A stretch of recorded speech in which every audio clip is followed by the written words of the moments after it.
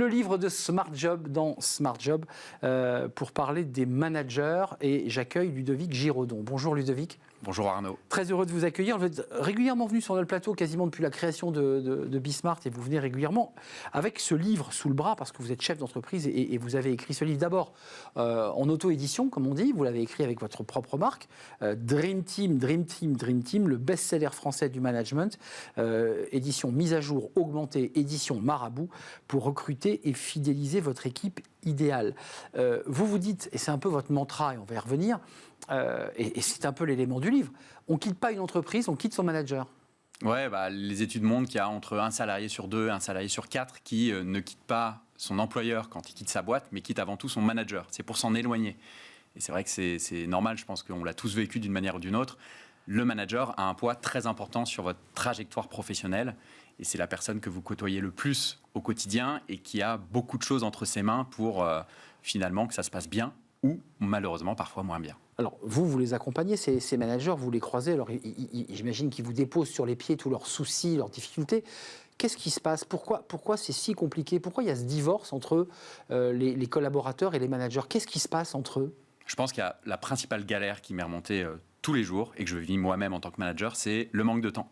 Et je trouve que là-dessus, il y a un jeu de dupes dans nos entreprises. C'est que d'un côté, on attend beaucoup de nos managers et on leur rappelle souvent, c'est la clé de voûte. Et puis d'un autre côté, on leur donne pas le temps. On leur donne pas les moyens de vraiment bosser. Et donc, ils essaient de jongler, ils font ce qu'ils peuvent la plupart du temps. Et ils essaient de jongler entre leur casquette de manager, leur casquette d'opérationnel, parce qu'eux-mêmes sont amenés à contribuer individuellement sur trop de sujets.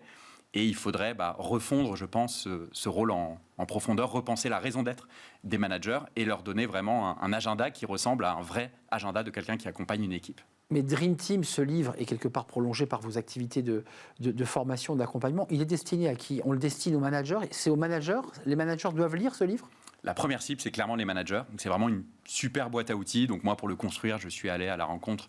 Cette nouvelle mise à jour, c'est plus de 800 managers rencontrés de tout type d'entreprise pour vraiment comprendre sur le terrain qu'est-ce qui fait qu'une équipe est plus engagée qu'une autre, quelles sont les pratiques très concrètes au quotidien du recrutement jusqu'à la séparation d'un collaborateur. Alors Ludovic, selon votre enquête presque de sociologue, vous êtes parti à la rencontre, vous les avez écoutés, quelles sont les recettes qui fonctionnent ? Qu'est-ce qui fait que ce manager vous a dit ça fonctionne, ça cartonne, j'ai réussi à trouver la recette ? Alors il y en a beaucoup, mais si je devais en retenir une seule, et ce qui fait vraiment la différence entre une équipe qui marche bien et les autres, c'est la capacité d'un manager à mettre sur pause la frénésie du quotidien, l'opérationnel, les urgences. Mettre sur pause pour de temps en temps prendre un peu de hauteur sur comment est-ce qu'on fonctionne. Est-ce qu'on fonctionne bien ou pas bien ? Concrètement, c'est quoi ? C'est des points en tête-à-tête, des moments d'équipe, des ateliers, où on prend de la hauteur pour réfléchir à qu'est-ce qu'on pourrait améliorer ? Est-ce que j'ai des frustrations dans notre mode de fonctionnement ? Qu'est-ce qui marche bien ? Qu'est-ce qui marche moins bien ? Qu'on se dise les choses, en fait, tout simplement, et qu'on ne reste pas sur du superficiel et du run, comme disent les Américains, sur l'opérationnel. Du run, du téléphone, du WhatsApp, du Slack, j'en passe et des meilleurs. C'est-à-dire des moments où il y a de l'humain qui parle à un humain, en fait. Exactement. On est d'accord. Exactement. Sauf que vos managers, sans vous faire répéter la même chose évidemment, vous disent moi je veux bien être humain parce que quelque part il y a un petit cœur sous ce manager, mais j'ai pas le temps. Donc comment on réconcilie comme ça ces impératifs de productivité et cette volonté aussi d'aller à la rencontre des collaborateurs ? Comment on fait ? Le meilleur allié, c'est le rituel. C'est de réussir à caler dans les agendas des moments récurrents où on se retrouve pour parler de ça justement, pour mettre de côté les sujets urgents et pour se concentrer sur finalement ce qui aura de l'impact à moyen et long terme. Quand on est manager, ça aussi c'est un élément du livre avec les 7 mantras. Comment un manager se préserve ? C'est vrai qu'ils souffrent, les managers, c'est difficile, le sentiment de course contre le temps, c'est terrible.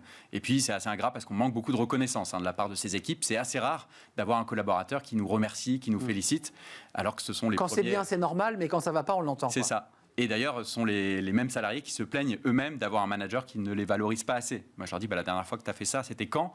Vis-à-vis de ton manager. J'ai rarement des réponses très précises. Mais donc, pour revenir à comment est-ce qu'on se préserve, c'est justement réussir à se dégager du temps aussi pour soi, et pas que pour les autres. Et se dégager du temps pour soi, c'est se bloquer des créneaux significatifs pour justement travailler sur des sujets de fond, sur des sujets qui auront beaucoup d'impact à moyen et long terme sur l'équipe, sur l'entreprise. C'est se prendre, déjà, premier conseil, ne serait-ce que 30 minutes par mois avec soi-même pour prendre de la hauteur sur son rôle de pas manager. beaucoup, hein. Et c'est pas beaucoup, mais c'est déjà mieux que 95% des managers que je rencontre. Qui font rien. Ils font rien. Au risque même, avant de nous quitter, de se retrouver un peu, un peu orthogonal avec le COMEX qui vous dit garde la tête dans le guidon, parce que lui, il explique qu'il faut justement qu'il relève un peu la tête. C'est ça. Et il y a un peu cette injonction paradoxale, et c'est ça qui rend ce job si difficile. C'est pour ça qu'il faut être indulgent envers nos managers. C'est facile de taper sur eux, mais quand on se retrouve de l'autre côté de la barrière, on se rend compte que c'est pas si simple. Donc je pense qu'il y a déjà un premier travail d'empathie à faire vis-à-vis de son manager pour réussir à se mettre à sa place et comprendre ses difficultés. C'est un rôle à double sens. Il faut réussir à comprendre, certes, ce qui se passe dans la tête de ses équipes, mais ces équipes doivent aussi comprendre ce qui se passe dans sa tête et dans son cœur. Comme vous le disiez, il y a un petit cœur qui bat derrière cette carapace de manager, et il faut essayer plus on se comprendra à double sens, mieux ça fonctionnera.